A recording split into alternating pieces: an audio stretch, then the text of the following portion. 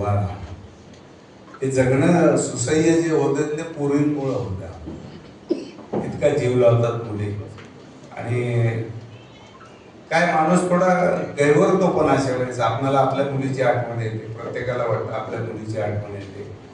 एक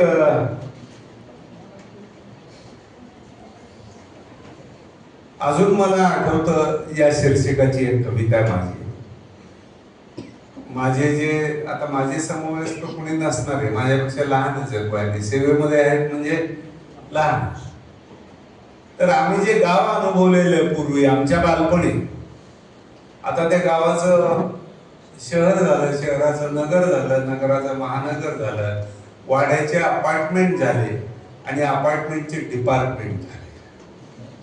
मी 1,000 2,000चा talk time टाकून माझ्या मित्राशी किंवा मैत्रिणीशी तास 2-2 तास बोलत बसतो, पण शेजारच्या खोलीमध्ये खोकलणाऱ्या माझ्या आजोबाचा आवाज जर मला ऐकू येत नसेल तर माझं जगणं व्यर्थ आहे.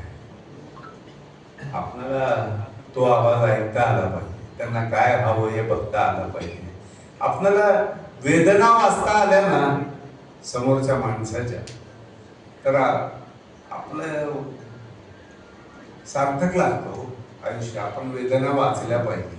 तुम्ही पुस्तकं वाचा, माणसं वाचा, पण दुसऱ्याच्या वेदना पण वाचा. आमच्या लहानपणी हा गाव कसा होता अजून मला आठवतं. कविते शीर्षक आहे की अजून मला आठवतं माझं घर खेड्यातलं, झुळूझुळू वाहणारं नितळ पाणी ओढ्यातलं, कोंबडा आरवला की जागेची खेड्याला, मोठमण्याची गाणं सोबत घेऊन नाड्याला, साखरेहून गोड पाणी विहिरीतलं आडातलं.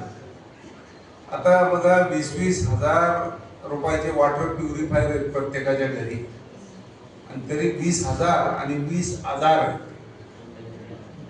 आमच्या लहानपणी आम्ही वाळू उपसून हातानं त्यातले जे झरे वाहत येणार होते ते पाणी पिऊन आमचा देह पोचला गेलेला आहे.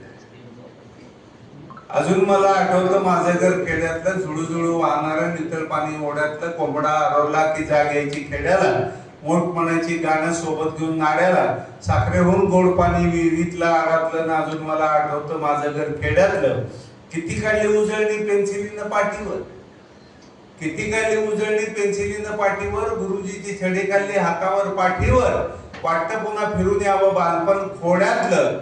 अजून मला आठवतं माझं घर खेड्यातलं. नातवाचं बोट म्हणजे आजोबाची काठी.